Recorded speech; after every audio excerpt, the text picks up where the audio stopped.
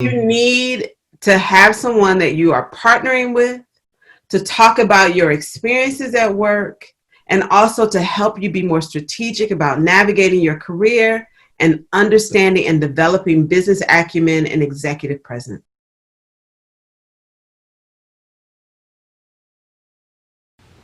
Hey, welcome back to CPA Diversity. Chris Johnson, CPA and Certified Information Security Professional, and have another wonderful interview for you today with the amazing Miss Jeannine K. Brown.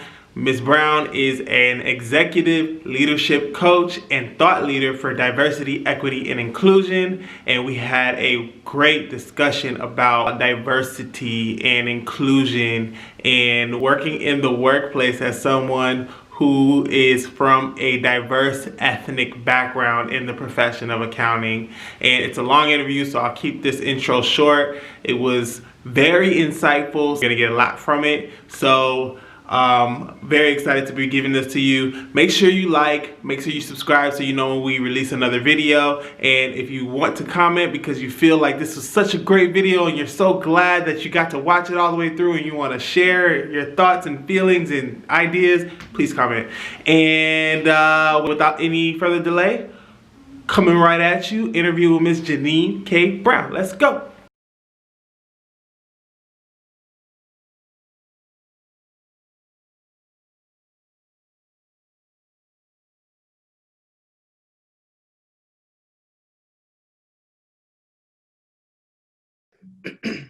Okay, this is Christopher Johnson, Certified Public Accountant and Certified Information Security Professional, and welcome to CPA Diversity. I've got another good interview today with a special guest by the name of Ms. Jeannine Brown. She is a thought leader and advocate for increasing women and multicultural professionals in the achievement of executive roles.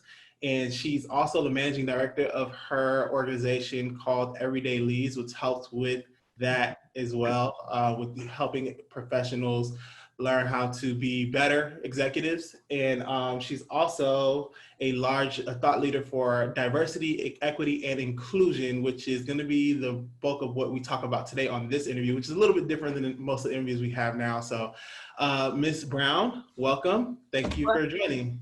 Hello. Hi, Christopher. Thank you so much for having me today. I'm excited about our conversation. Yeah, same here. So I want to give viewers just a little bit of background on how this actually became. So Jeannine she has been watching the content online, and she reached out to me and encouraged me to think more about the way that we approach talking about the diversity part of CPA diversity and some of the topics that we cover, and specifically talking about certain language that we use, because some language can come off offensive to people. And I thought that was a really good thoughtful thing to do, because one thing that I'm always trying to do is make sure that I figure out the best way to make this content better. And I had already explained to you, Jeannine, that it was something that was kind of in the back of my mind. It's like, I don't know if, using the word minority is quite the right thing to do. And then, I asked for some feedback, and you gave me some really good feedback on what could be better options to say when we're talking about these topics. So I thought it'd be good for the viewers to just understand some of these things, because I think, and I still see it, I still see a lot of people who don't quite understand what the best thing to do and say is. And then also, like, when you're in the workplace, I could see how this could transition over into, how do I connect with this person who is different than me, but not say something that could be offensive that I don't even know about, right? So I just wanted to get, your time to just talk about some of these topics. And then also, as a plus, right, you've had you started your career in accounting, right? So I'm sure you can speak to some of that as well. But I guess as a first question, what led you to this role that you currently have with helping executives be better, and with helping them understand how to best approach diversity, equity, and inclusion in the workplace? Interestingly enough, I kind of stumbled into it. And then I got taught, right? So I found that, so I started off doing executive coaching. So I changed my career from doing tax consulting and doing large, multi-state tax projects. and it's like I kind of got burned out in that space, and I was like, I don't really want to do this anymore. I don't love it. Yeah. And what could I do next? And I went back and I got certified as a professional coach through a program called IPEC out of New York. And I started doing executive coaching first. Mm-hmm. And I was coaching whoever would let me coach them. And then decided okay, I'm going to design a practice that focuses on helping leaders in the accounting and finance profession. So just really try to niche down and say, okay, I'm going to help these folks be better leaders because of my own experience. They're very smart, brainy professionals, very well learned in what they do. Mm-hmm. But I recognized that just kind of across the board, finding dynamic people leaders in accounting and finance was a challenge. Just having someone, I had some good leaders, but they could have been better. Mm-hmm. Some things that just came natural to me, I thought came natural to others. Mm-hmm. And so I focused on accounting and finance. Okay. And as my practice grew, I started hearing, themes from particularly women, and then even more particularly Black women that I was coaching, because I was coaching men, women, people all across different genders and ages and race and ethnicities. Right. But started hearing these reoccurring themes from these particular groups. And I thought, how can I help these groups, better? How can I help their organizations better? And just started doing some reading and studying, and then being asked by companies, hey, could you help us with this particular group, right? Help design programs for our Black professionals here at the firm that's culturally relevant and helping them be better leaders, because we need to get them in the pipeline for partnership. We recognize we don't have enough and we're losing them. So we're losing African-American and Black professionals, and even Latino and Hispanic professionals at the 4-year mark. Something must be happening. And so I started designing leadership programs that will help them talk in these sessions, like get it out, what's happening? What are these reoccurring things happening at these companies? And then putting together solutions and strategies to help those companies and organizations respond so that they can retain and advance these targeted populations that were important to them. Oh, okay. Okay. It's funny. Well, I mean, not funny, but it's interesting that you say the 4-year mark, because when I was working with Ernst and Young, that was about that mark when I left. So that's kind of relevant to my situation as well. And I did feel, I always liked my experience working with them, but I did feel like I had trouble kind of really fully getting integrated into just the team and just the culture. Yeah. And, in the back of my mind, I've always wondered if it had something to do with me being an African-American, if I felt like I just couldn't connect as well. But there were also other things that led to me deciding to leave. Mm-hmm. But I could understand how it's important to build programs to help make, the underrepresented feel more accepted and comfortable and willing to establish a more long-term career. Yeah. And the interesting thing, that's what my practice is designed to do. So, our diversity and inclusion practice is not just coming in, doing programs and training on unconscious bias and putting together BRG groups. What we are doing is really trying to help create cultures of belonging in these organizations, right? Mm-hmm. So I think we pretty much understand what diversity is. Mm-hmm. And we can say, we can celebrate one another, that we're different. So even within the Black community, we know that there's a vast difference of who we are, right? Some of us are African, right? We grew up in Africa. We came here to be educated in higher education, but we have an African experience in America. Some of us were born here. So right. We're Black Americans who grew up, we were born here, we had that experience, and our parents were born here. And then we have those that are from the Caribbean and South, and from the Caribbean islands, including South America, that have an experience. So we're even getting better within the Black community of saying, okay, there's diversity among us. Right. And even inside of our organizations are are even getting better at recognizing that, oh, there is a difference between being Black and being African American. Yeah. And being more comfortable with that. And I think, and so now we're also exploring, well, what does this look like for our Hispanic and Latino brothers and sisters, right? How does that show up for them? They are very different. In the Asian community, it's very different than being Korean, than being Japanese or Chinese American. And so I think we're recognizing what diversity is. Right. But what we haven't been able to really put our arms around and solve, which goes back to your experience, is creating these cultures of belonging, along with our diversity and inclusion initiatives, right? And I think even calling it an initiative, right? It should actually just be, this is how we do business. Right. And to call it an initiative, everybody's waiting for it to end. Like, okay, it's just a little initiative. It's a practice. We're just gonna wait for this to end someday, right? So even that language, so creating these communities, these organizations where people know, not feel, but they know I belong here, right? So if I come in from a historically Black college or university, I know that I feel like my contributions on this project are valuable. And in order for everyone to feel that way, if they came from a small women's college, or if they came from a large school like the University of Florida or Notre Dame, they all know that they have a sense of belonging and that their contributions matter because difference in the organization is valued. Right. Right. So, and that's a very important thing. And it resonates with me because I did come from an HBCU, and then I went straight and working into EY, which is Big Four.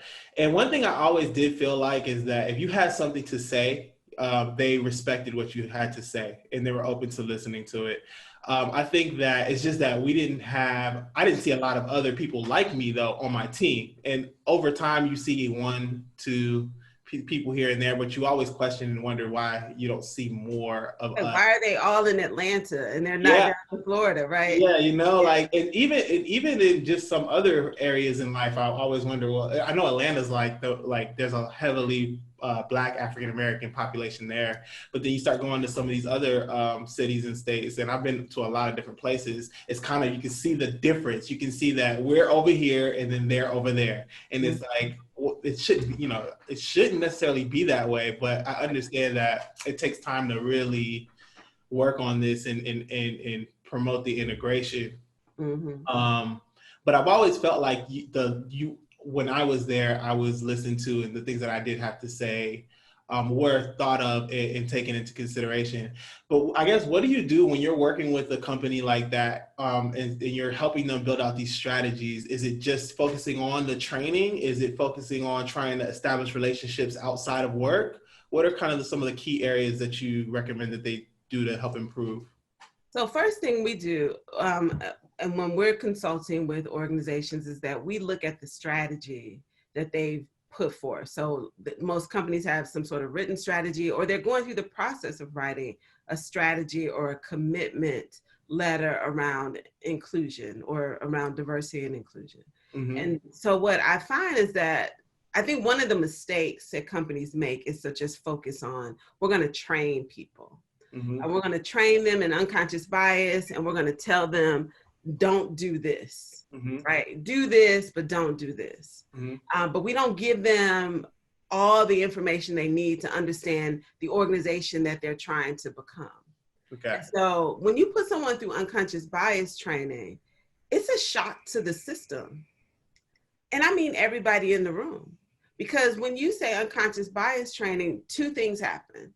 First, one person is thinking, oh, now they're going to find out how bad they are and that they have these microaggressions and that they see. Or the other person is thinking, they're just going to sit around and tell me how horrible I am. And they're going to tell me, because I'm a white man, that I do these things and that I'm trash. And so you can't create a community of belonging by dropping people in unconscious bias training. And also without telling them and agreeing that everyone in the organization who goes through unconscious bias training is going to see themselves in a way that they probably have never seen themselves before. right? So everybody has to say that I'm going to see things about me that I've never seen before. Mm-hmm. And so I'm sharing that to say, I think the strategy needs to start with constant communication and understanding of language and the journey that we're on to make our organization one that is focused on creating a culture of belonging for everyone here.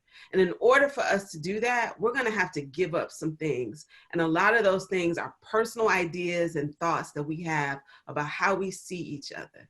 And that's huge, right? Because even as someone who delivers content, I have to constantly work on myself, right? I have biases. I have things that are based on true experiences with maybe one or two people that I have paintbrushed a whole group of folks about. Right? Some are good and some are bad.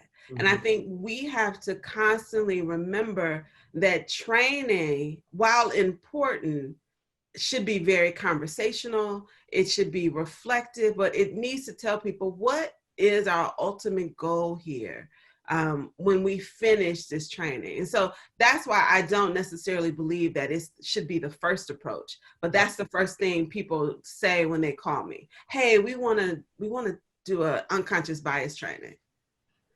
Really? Is what I think. Wow, can we do something else? So I think one of the mistakes that companies make is that their strategies are about doing something versus let's look at how we can shift our organization and make sure that inclusion and equity, which I consider belonging, is a part of the DNA of our organization. And so I don't know if I've said a little too much, but I can break that down a little bit more. But really going back, like our strategy has to be accountable and measurable. It has to start from the top. The executives need to understand what this journey is going to look like, what we're going to do, what are some of the discomforts that might come up from our employees, and what's the victory? What does success look like when we finish this journey? And a lot of times organizations just want to drop in training. Immediately, we're going to do some training and we're going to fix this problem. And it's very tactical and it's not necessarily strategic. Got it. So it sounds like first and foremost, the leadership has to make a commitment to understanding that this is just going to be a change in the business versus just doing a training and hoping that people are going to do the right thing. There has to be more than just the training. Like a training is a great tool, but you have to also establish the message that, hey, we need everybody to be accountable for understanding that there's going to be some differences as we try to integrate different cultures, backgrounds, and experiences into the company. And what we need to do is be respectful of what those changes could bring about, and I guess establish ways that people can be more accepting of everyone's differences, it sounds like. Yeah. So then what outside of training is it that companies do? So you say they need to have like a strategic plan and maybe a message, and then you do the training, but then do they have like some type of ongoing monitoring processes that they should be thinking about? They definitely should. Because, and just think about it. If we want to impact our organization by being more diverse, more inclusive, creating equity, which leads to creating a sense of belonging in our organization, we need to have a strategy that's accountable. Because it's no different than if we want to expand our market share of the IT industry with our services and products, we have a strategy for that, right? We know exactly who we want to impact, what the milestones are going to be, who's on that team, what the contribution levels need to be, and how we're going to go to market with it, right? If we want to do that around the business, this is a business imperative as well. And this is why I say we can't look at it as a tactic of a short-term initiative. It has to be the strategy and how we do business every single day. And so companies, there are a lot of things that I do with my company. So say they're at the beginning, because I believe that there's a few stages in diversity and inclusion. So you have this beginning stage where we haven't done much. You know, we might have a couple of cultural days. We acknowledge Black History Month, Women's History Month. We do some things around cancer and mental health awareness, and we break that down by how it impacts different groups and populations.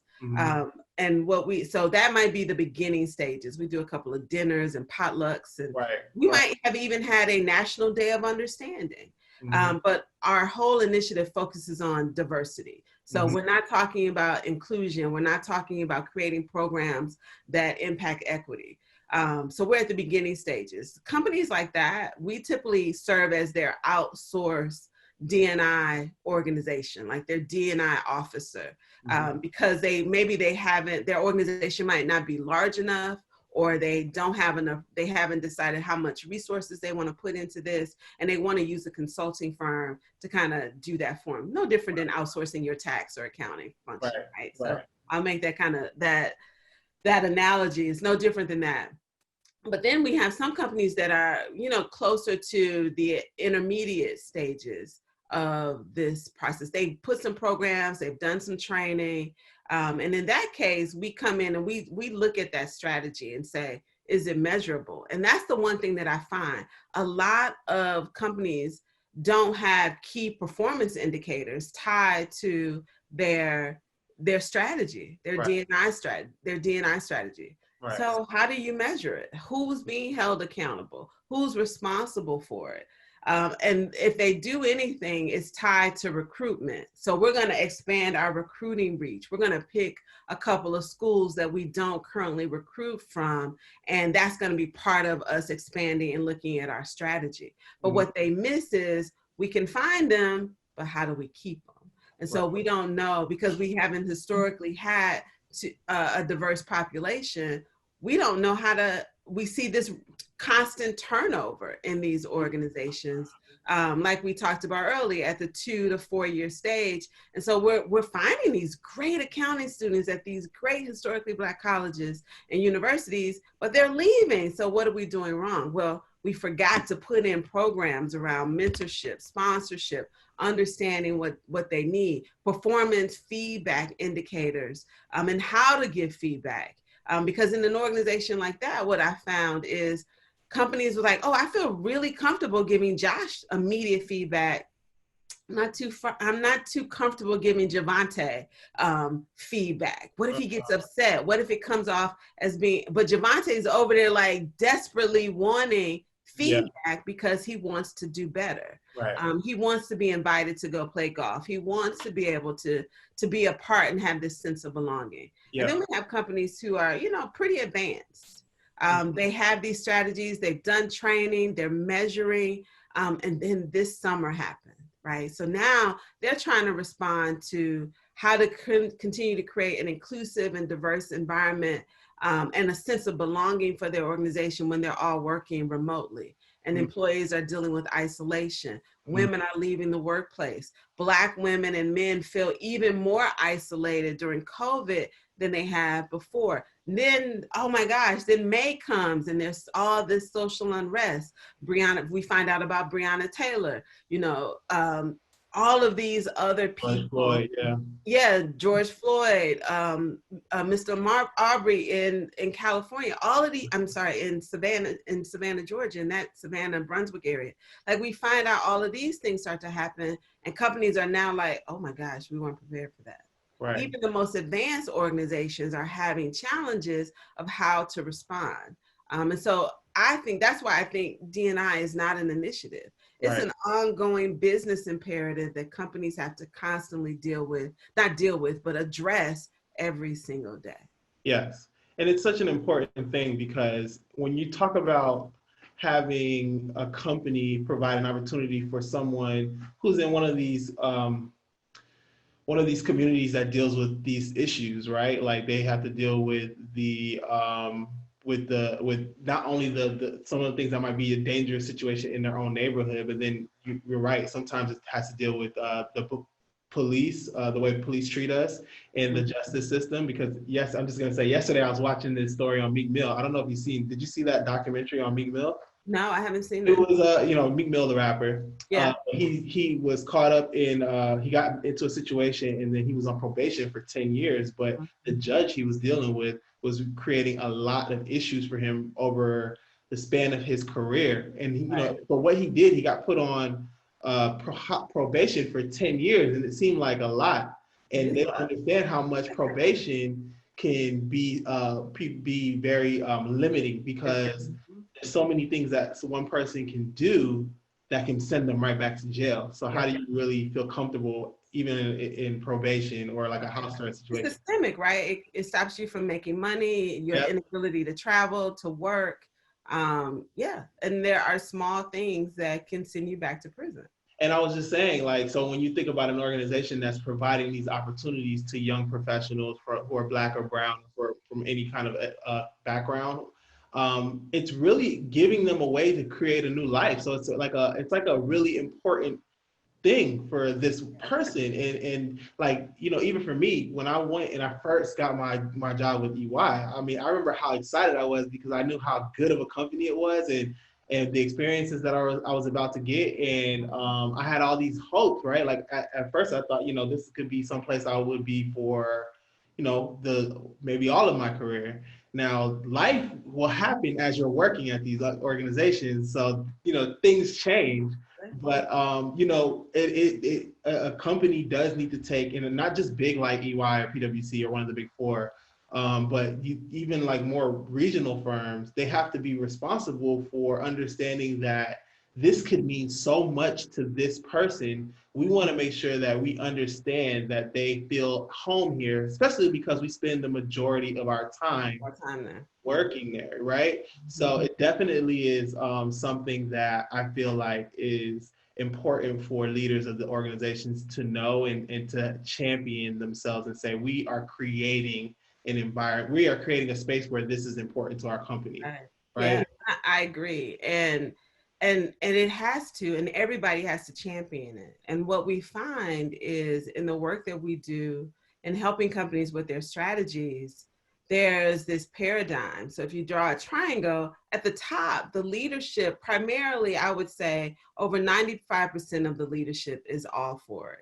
They understand the human component to it. They understand the business imperative related to it. So let's just say we're talking about a partnership, like a public accounting firm.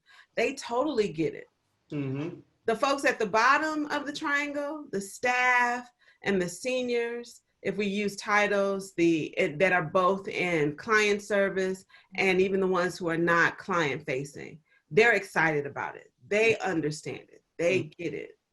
But you've seen, and I've experienced, as you get busier in your role at your company, some of these extracurriculars, and a lot of people put D&I in an extracurricular box, and a lot of that goes back to how we talk about it and how we execute on it internally.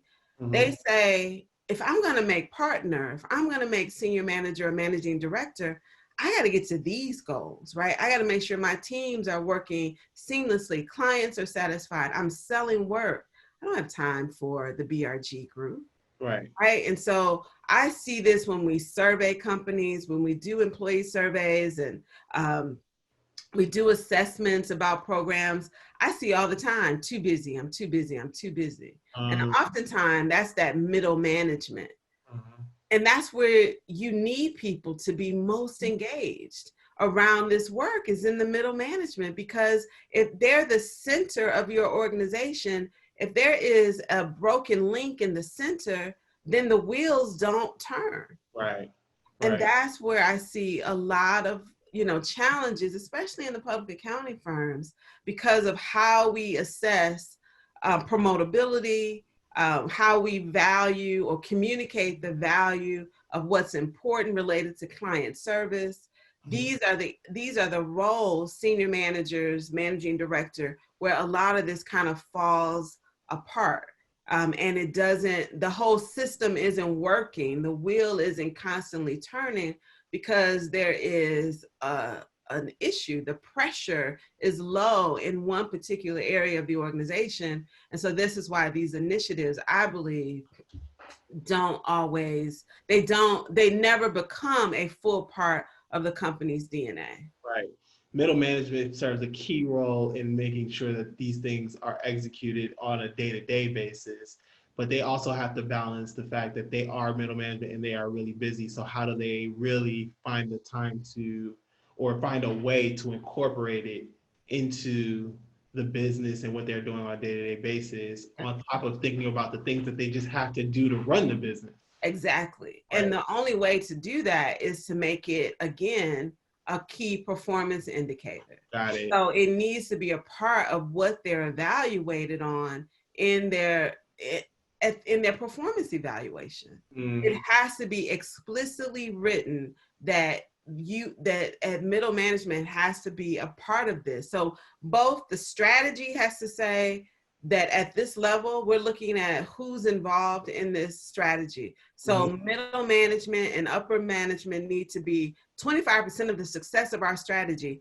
is in their hands, right? So we give them 25%. And so when we go back to evaluate them and their performance, we need to see what have they done, where have they been visible in championing these initiatives around inclusion.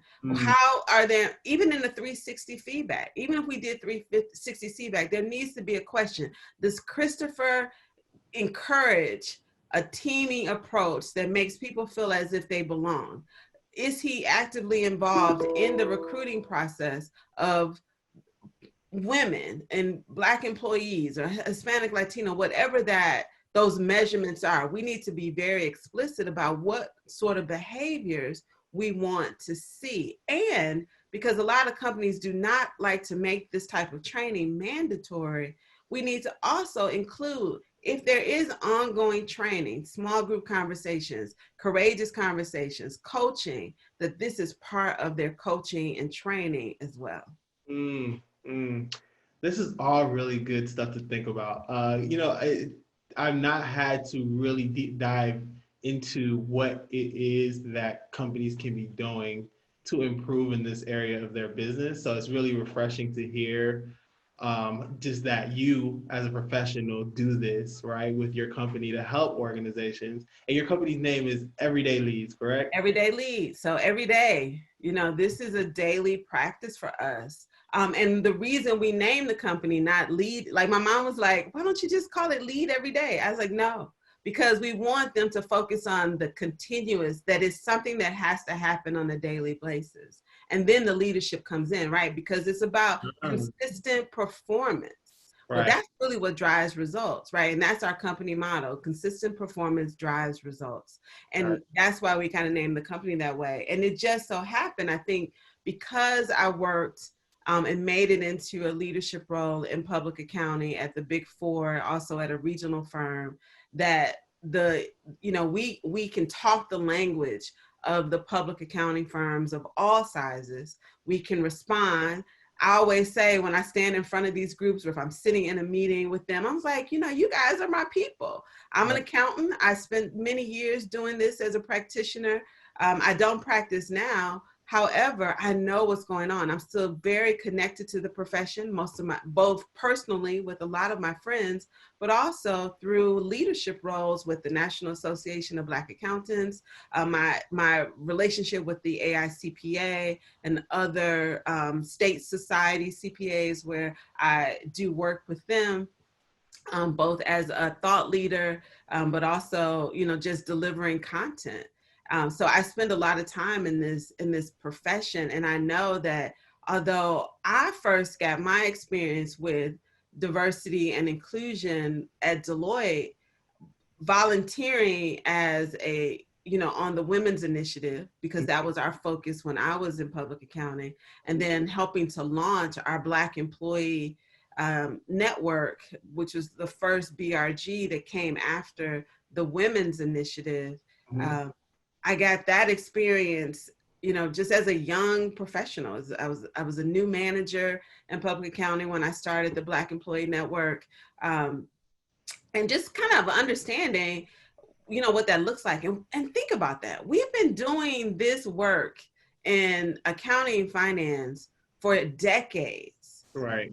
And we still have a long way to go, Right. because we know the numbers of people of color who are in this profession is shrinking. Right. Who are pursuing accounting degrees is shrinking. Mm-hmm. We know that the pipeline is thinning because, one, we're not getting as many through the door, and then they leave. And we know that the partnerships across all the firms are not truly representative of the companies that they serve from a diversity standpoint. So what do they look like? Right. So the firms know this. They're working hard, I believe, and they're doing the best they can. But I will say the challenge is that business gets in the way every day because they haven't ingrained these ideas into the DNA of their companies. Okay, very good. So I think we spent a good amount of time talking about what the We company did. can be doing, right? Yeah. And that Right. I'm sure for anybody who's watching, that's giving the companies a lot to think about. So that's really good. I want to shift it now to the more like the student or the candidate side of things. And I also Let's want talk about to the talk talent about, pipeline. yeah, about the talent pipeline and also, just like you said, what is it that might be contributing to um, the talent pool being so small, right? Like we don't have a whole lot of Black or African Americans that are going into the field of accounting, that are wanting to achieve and get their CPA license, which is a lot of what I've talked about on this channel so far. What are your thoughts on what can be done to, one, improve the numbers, but then two, kind of explain some of the benefits of the profession that you've seen and why it could be beneficial for someone who's Black or brown to join the profession of accounting? So one of the things I want to say, and I really hope that this lands well with everyone, I think the challenge that there are a couple of things. One, accounting is just not sold as a fun and sexy profession. Let's just be honest. It's not. We talk about it. Practitioners talk about it. The dread of busy season. Right. So we don't talk about it from the standpoint of it being something that is desirable to pursue. And this is a thing that I used to deal with in NABA. As a NABA leader over the region, as a national board member, I would always say we have to change our language when we're talking about the profession as well. I think the other thing, so that's one thing, is how we talk about it and So how as to say, don't always bash busy season as though it's the worst thing in the world, because although it's a busy season, yes, we are, and it can be tough. Don't let that outshine some of the benefits that come from the profession. All the good things that do come. Yeah, and think about all the professions that have a television show. There's no television show for accountants. We had this discussion, Ebony and I. Right? So so she knows, right? Yeah. There's no forensic accounting show that show people, hey, we can help you find money. We uncover fraud. Right. There's no tax strategy show. There's no shows about these professionals, right? And a lot of the stereotypes about our personalities, in our profession, they're stale, they're not true, but we don't really have an amazing marketing campaign for the profession. So I think that's one. And I say that with some jest, but I really say that in a sense, because when we look at how people who start off pursuing this career kind of jump ship, right? They might start off doing accounting or maybe even accounting and finance. And then they say, well, data analytics seems to be where it is, right? There's a huge marketing campaign out here for how data helps make decisions. Right. But we know that accountants are business, right? So I think that's one thing. I think the other thing is related to the CPA exam is that we need more equity in accounting programs across all schools and all schools, right? So why does a school like Wake Forest have a high, if you go into Wake Forest's Masters of Accountancy program, if you study accounting at a school like Wake Forest, why is their pass rate so high and you go to a small school in a rural area or in a southeastern state, and their pass rate is so low. Mm-hmm. That's an equity issue, right? There has to be something, not necessarily about the students, but what the students receive in the classroom. And this is why I say I really want to be sensitive to this, because I don't want anyone to take from what I'm saying is that those schools are not as good, that they're quality. But there is something about how those students have the CPA review embedded in their programs that are helping with their pass rate. Right? There's something there. There's something that is creating there's an inequity in the programs, from school to school. And I will say from some of the smaller historically Black colleges and universities where our pass rates are not as high. And we got to solve that problem. Right. And I've talked with, the AICPA about this before. I've had these conversations in NABA, and it's a funding issue. Right. It's no different than, when you take students from high school and you take them to historically Black colleges, and historically Black colleges often have programs to help those students who come from smaller schools, right? And smaller high schools or high schools where they did not perform as well. Right. And they have programs that first year to get them where they need to go, right? They have these English programs, these math programs. That's why I love historically Black colleges and universities, because you could be a CD student in high school, go to an HBCU, and they're going to put you on the path where you can perform well. Right. And I think that's the same thing with the accounting programs. And I think the third part is personal responsibility, right? I think we have to have the resiliency and the fortitude and the willpower to work through passing that exam. Got it. You can't take alternative pathways of other certifications that will help us get promoted, but they will not lead to partnership or firm ownership. And I think that's what's crucial. So that's a double-edged sword, right? So we have to pass the exam, because if we don't, then the pipeline to partnership is narrowed. It's closed for so many people. And so we can't diversify the partnership pipeline if we won't personally sit and take the exam. Got it. So that we have to be accountable for ourselves. We can't ask the companies and the leadership to say, provide opportunity for us, yet we're not going out and doing at least the minimum of what's required for us to be able to take advantage of those opportunities. Exactly. We need to make the investment. So there has to be a shift in how we see the value of that license in order to, one, continue to create generational wealth, right? So keeping that pipeline open, because there is a huge salary difference between someone who is licensed and someone who is not. Right.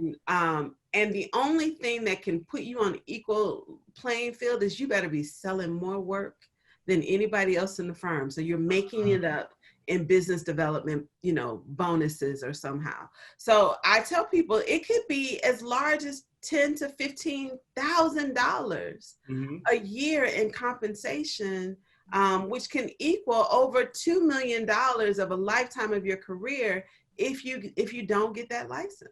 Wow.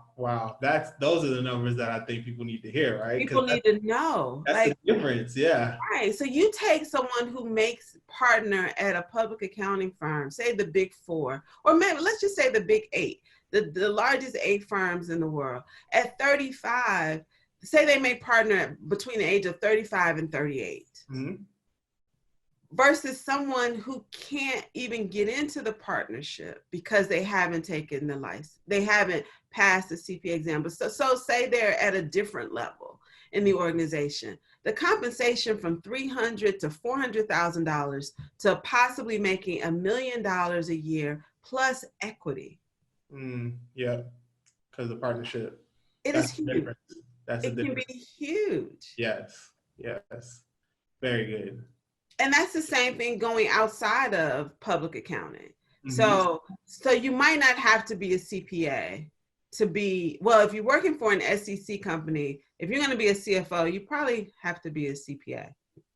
But if you're working for a publicly traded company, but if you look at other organizations, there are very few CFO roles out there, right? There are very few CEO roles. And I think you have to figure out if that license can really help propel your career, and how does it allow you to move and make moves. I was talking to someone who used to work with me at Deloitte, and she and I have maintained a friendship. We went from, her being my senior on my engagements to having a mentoring relationship to a friendship and a coaching relationship. And she and I were talking, and I remember how long it took for her to pass the CPA exam. But she did not give up, and she recognized how valuable it is. She's in a position now where she can move from public accounting, because it doesn't stop bad things from happening, right? Having the license does not stop you from being laid off during a recession, right? Even if you're good. It doesn't impact, career transitions. But what it does is leverage your ability to get to the front of the line. Right. And so she's at the front of the line, even having gone through situations where companies had to make tough decisions, and she was on the end of a tough decision and had to be laid off. But her ability to find another role was very quickly because of her experience, the types of clients she worked on, and those 3 letters. Yeah. She's in a situation right now where she has recently left public accounting. She took a leadership role, but she wasn't the head of the department that she's in. But now she's about to accept an offer because of her experience and that license to go work in an area that she never thought would not have been possible had she not been licensed. And it's going to change the trajectory of her career overnight, and her compensation, and move her up into a salary range that very few people from Trinidad can say they have. She is going to be a 7-figure employee. Wow. Amazing. The difference though. That's right. And I thank you for providing that much detail about it, because I think one of the things I want anyone who is watching these videos and following our content to understand is, if there's somebody who's saying, well, why should I go become a CPA? Maybe they're in business, but they don't necessarily want to go into accounting or don't know enough about it, or what the CPA license is. And to hear that, it really does speak to what it brings, because I have similar experience. Like, I've not ever had issue with going to find opportunities that I felt like I was a viable candidate for. And a lot of that I knew happened because of me being, having passed the CPA exam and then being a CPA, right? Like you said, it doesn't mean that you're guaranteed a job and that there won't be situations where you have to leave. But when you go out and you start looking for new opportunities, it does help to make you as a more attractive person that can be a viable candidate. And then also the salary difference, is much more attractive when you got the letters to your name, or at least the exam pass. Because for me, a lot of it was not necessarily having the letters officially, but having the ability to say on my resume, I passed all 4 parts of the CPA exam. On top of that, 2 more years.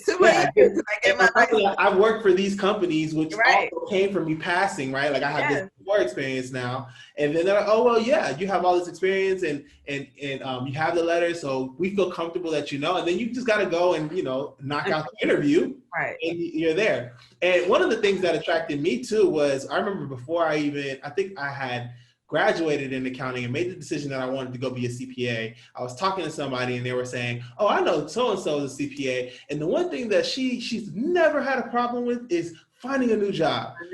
She went someplace and she didn't like it, so then she decided to go somewhere else. And then I thought to myself, okay, this is another reason why I think I want to go pursue this license, because I've always heard of these stories of, CPAs being very attractive candidates, and then also the salary, right? And then I like the way that you kind of broke it down in saying how there's the difference in the pipeline and what it means for someone who's achieved a CPA, what you can do within a company versus somebody who's just there and not necessarily on the CPA track trying to become a CPA. There's a big difference. So and I think if you're in a public accounting firm and you're not showing and communicating, because this is the thing that I always tell folks in this profession is your mouth is so valuable. You have to monetize what you're saying.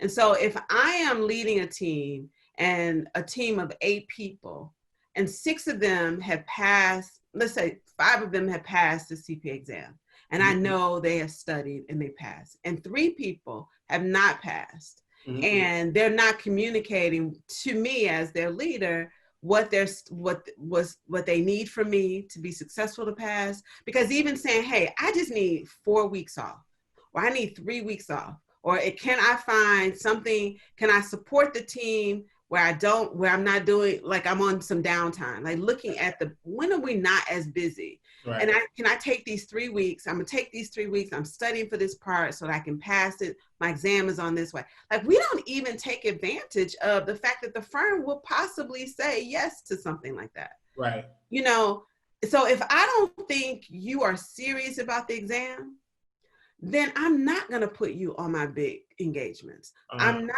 going to rely upon you. You might not get the same things that the other 5 people who have passed the exam is getting, because I don't think you're serious. I'm expecting for you to leave this company, because I've seen it happen, right? I have evidence that other people who were like you, they left and they went down the street and worked in industry. So I think that's the other piece. That's that, like, we want people to pour into us, but we also have to understand what's valuable to the organizations that we work in. And what's valuable to me as a manager is that I can promote you so that when I get promoted, you can still work for me. Yeah. Well, if you can't make manager because you haven't passed this exam, then you're not on the top of my list of people to promote, to provide. Exactly. Right. And so instead of us looking at it from that standpoint, we get mad, right? We get mad that we're not getting the opportunities. We get mad, but we forget about, well, I'm not positioning myself to be the person that they come to. I'm not positioning myself, because now I'm not indispensable. Right. I am indispensable, because if I can't move up, they're going to put me out. And so as a manager, as a senior manager, I'm looking at my pipeline of people in the organization that's going to be on these engagements. Right. And if you're not getting the license that's important to the organization, then long-term, you don't have a career there. Right. Wow. So I think that's the other piece that people don't, that's good to know for someone who's currently in the profession right now. Like, if you're in one of these firms and you haven't communicated or established a goal that you are serious about the exam and going to do what you need to do to pass, then essentially what you're saying is, and you're kind of giving them some insight right now, is to say, hey, look, don't expect the company to provide any long-term commitments to you, because there are certain expectations and requirements that are needed to have you be put in that spot, right? Exactly. Yeah. I mean, it's just like dating. It's just like dating, and I won't give an example, but so I think that's the other thing. And I do want to, I know we're probably getting closer to ending, and this has been a great conversation, but I want to throw this in just in case the opportunity doesn't come while it's top of mind for me. Go ahead. Invest in yourself. And what I mean by investing in yourself, and this is not just because I'm an executive coach, but accounting professionals need coaching. You need to have someone that you are partnering with to talk about your experiences at work, and also to help you be more strategic about navigating your career and understanding and developing business acumen and executive presence. Wow. Because those are also things that people are looking for. I coach with one of the firms, and then just people who hire me independently. So my coaching practice is, you can hire me directly, right? But I also have companies who have hired me to coach their professionals. And typically they hire me to coach people who are at the vice president, so they're middle management. And at the public accounting firms, I coach for one of the firms. I spent a lot of time with KPMG last year, coaching people who were up for managing director and partner. Okay. And one of the things that I spend a lot of time doing is helping them tell their stories, help them talk about their business, put their business case together, but also work on, especially in middle management, how to be a more strategic thinker, a visionary, a more strategic communicator, how working with their business acumen skills, and also that executive presence. Right. And those are key things, because I remember when I was a senior, someone told me, "You have amazing executive presence." I really didn't know what that meant, but it made me feel good. Right. And what I've learned in retrospect is just my ability to articulate my thoughts into words. And I'm not talking about how I sound. Articulation is like, she can sit and tell someone, take a complex idea and make it simple so that everybody at the table understands what's happening. Her clients know what she's doing. Right. I can sit in the room and look like I'm running the meeting when I might not be the person there that's most senior in the room, right? And those are the things that an executive coach can help with. And so I want to just, if there is nothing else you take away from today's conversation, if you are an accountant, put it in your budget. If your firm or your company won't pay for it, the first thing I would do is ask your company to pay for it as part of your continued professional development. Right. But if they won't, you invest in it and put aside $200 to $300. If it's once a month, or if it's, if you want more sessions a month, you'll be spending closer to $400 to $500 a month, but it's worth it. People who get coaching, there are people who are in these organizations who have coaches and you don't even know it. But what you do know is that there's something about them. They are thriving. They get they get selected to do things. They have great relationships with both leadership and staff. Yep.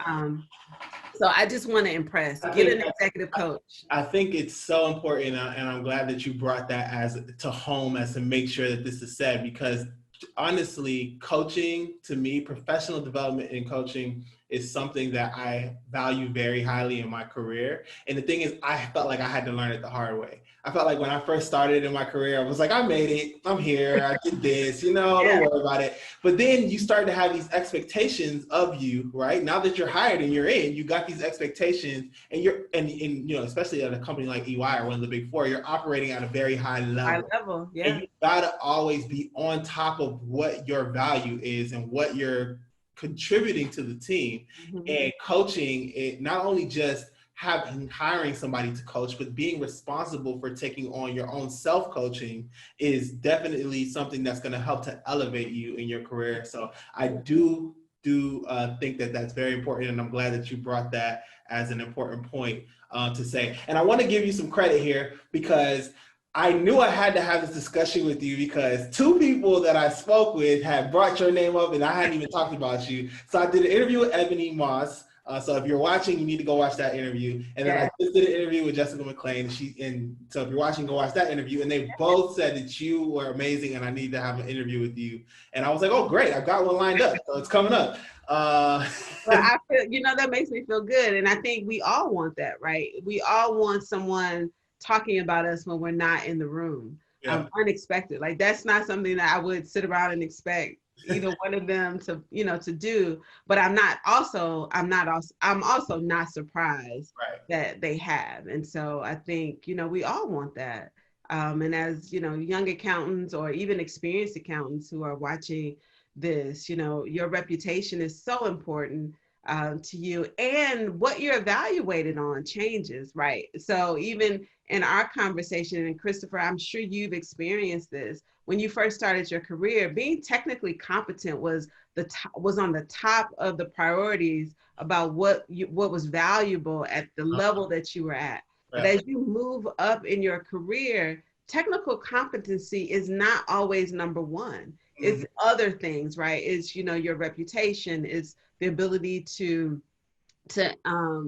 garner commitment in the organization, is being able to manage conflict, all of these other things that come up. So, I'm glad you said that too, because there was one thing I wanted to bring up too. When we were talking with Ebony, Ebony told me that you were somebody who helped her a lot, and she was also saying in her interview how because she became a CPA and she had people who had helped coach her. Now when she's at work, it's like she has a line of people outside. Like, I need to talk to you. I'm going through so many of these things, and now she's like right. and championing that as well. So Yeah. no, it's definitely something that you have to think about how to manage conflict, because as a manager, I've had to help people through some difficult situations, you know, and you want to be in that position because you can help somebody make the decision on whether this is a career that they really want to pursue or if they want to stay at the company or not. These are people making really hard decisions that will impact their lives. So it's not something to be taken lightly. Yeah. And to be somebody who they can confide in and help them work through those difficult times and challenges, it feels good, but it's also better when they come out on top from those situations. Yeah, definitely. But you have to start thinking about more than just the technicals. You're right.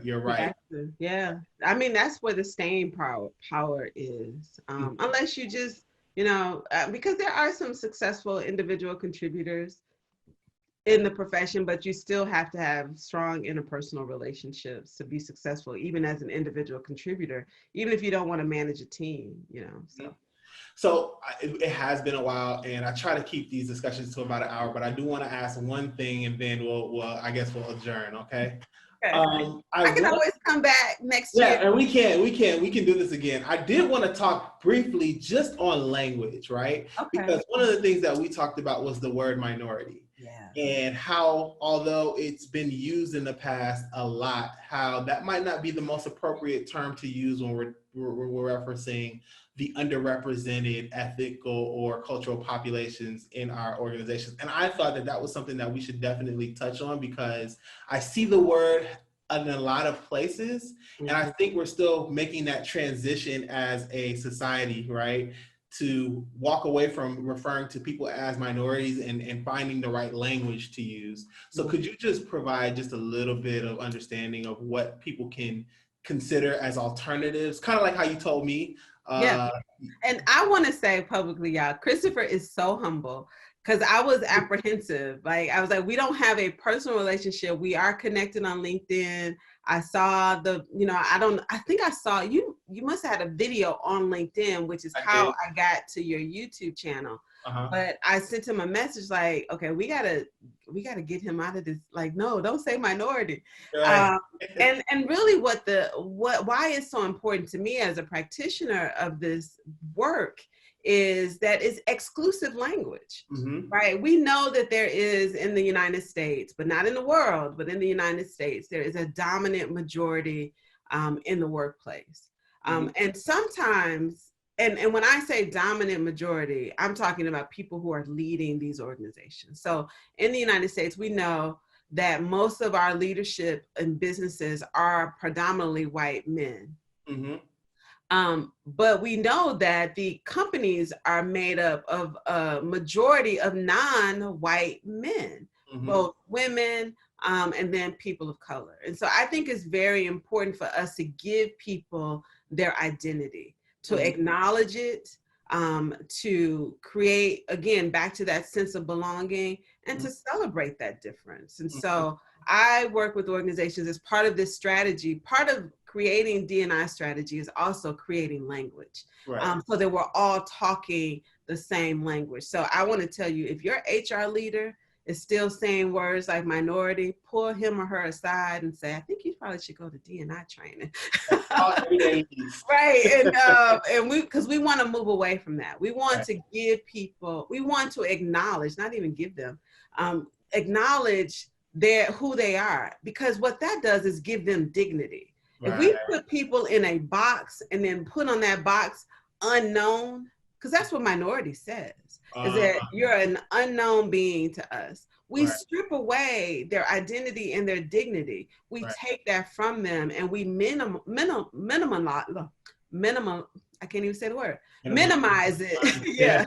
We minimize that contribution, because I am a cisgender, heterosexual Black woman. That informs who I am and how I move through the world. And when I look at all of that, the one thing that I typically don't have to address, the one thing that I'm constantly addressing is probably my Blackness, right? But it also informs how I show up. It informs how I say certain words, or how other Black people say words. Like, I love to hear people say library, right? That's Black people say library, and they're mostly from the Northeast. And so that informs who we are. Right. And so we want to make sure that, we give people, we don't strip away their dignity and their humanity by putting an unknown stamp on who they are. And so that's why I think it's really important to address, she is Black, she is African American, she is African, she is, Latino or Asian, they are Korean or Japanese. I think it's perfectly fine. And I think it might take longer, but then you are more culturally aware of who's in your organization. I have a relationship with one of the D&I leaders, and he happens to be Korean. He was one of the leaders, volunteer leaders on their D&I team, but he's a CPA, he's a practitioner in their accounting practice. And he's the person that I call often.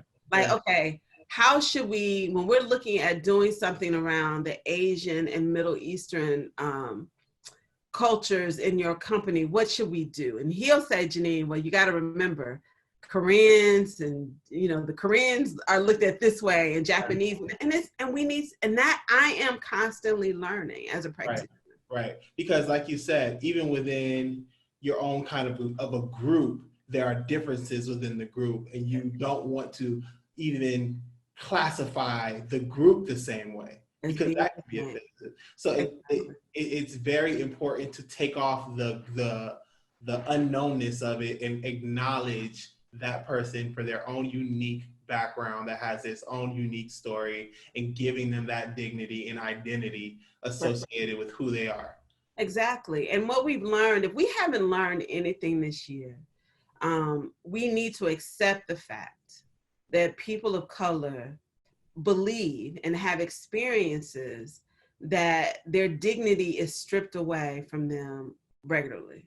Right. And if I can't come to work and experience dignity, at least there, right? There should be two places, my home, where I spend the most time, my home, and with my coworkers at work. I should experience dignity. Right? Because I can't control what happens when I go out into the world and I'm in the mall, or I'm in a restaurant, or I get pulled over by a police officer, or if I'm in an unknown community, right, where they don't know me. Right. Then I can say, they don't know me, and I'm dealing with feeling as if my humanity is being marginalized. But at work, my dignity and my humanity should be celebrated and acknowledged. Yes. And so that's what I want, that's what belonging feels like. Got it. Thank you for that. Thank you for this interview. Thank you for your time. You're welcome. I know that people who watch this, the viewers that are going to watch this, it's going to be very valuable for them, because I've gotten so much from it. And I just want them to be able to receive this information, because it's so important. It's going to basically equip us to understand how to walk in and start to just foster healthier conversations, healthier relationships, making people feel more comfortable, like you said, at work, just like they are at home, because it's such an important piece of everyone's lives. Exactly. So I appreciate you for contributing and taking the time. Yes. And like you said, maybe we'll do this again and kind of hone in on some other topics again in the future. But everyday leads, everyone. And I wanted to say something. You're doing something with your nephew. Oh, that's right. So we have a podcast that is targeted. It's a lifestyle podcast. It's targeted to people before their 30th birthday. So young professionals between the age of maybe 23 to 30. And it focuses on helping you on your journey to finding purpose by your 30th birthday. So you might not find purpose. You might not say, oh, I was purposed to do that. But we want to help people get on that journey so that they can live more fulfilling lives. And so that's called Before 30. You can find it on any place you listen to podcasts. We'll be coming to YouTube, I think, starting in November. Okay. That we're missing a market there. So yeah, check out Before 30. It's with me, Auntie Jeannine, and nephew Trey, who is my co-host. And Trey is also a CPA, and he worked at PwC, and so we're doing this. And we're also, although we do this this podcast together, the goal around the podcast is just an entryway to kind of create community among this population. But before COVID, we had events planned, and then we also actually designed a workforce leadership development program for companies to offer to their Before 30 employees. Got it. So it's pretty fun. I'm gonna link anything I can link in the comments to Before 30. Also for Everyday Leads, because that is definitely how people can get in contact with you about the topics that we discussed today in this video, right? And then that will be, maybe we'll have another one of these in the future. Yeah, maybe Trey and I could both join and talk about, some of the things that we're doing, because he has a passion for young CPAs. And helping them, one of our programs is about being indispensable and really helping them be indispensable in the workplace. And he had he enjoyed his career at PwC, and he also worked in industry and leadership, and can talk about the value of that CPA and how it changed his salary. I was gonna say, it sounds like I need to get him on for an interview if we can. Yeah, we'll have to get him on the show. Okay, we'll do that. Christopher, thank you so much for having me. And I just want to say thanks to your audience. You guys, if you have any questions, they can reach out to me directly or through you. And I look forward to coming back one day. I'm looking forward to having you. Thank you so much, Ms. Jeannine Brown. Thank you.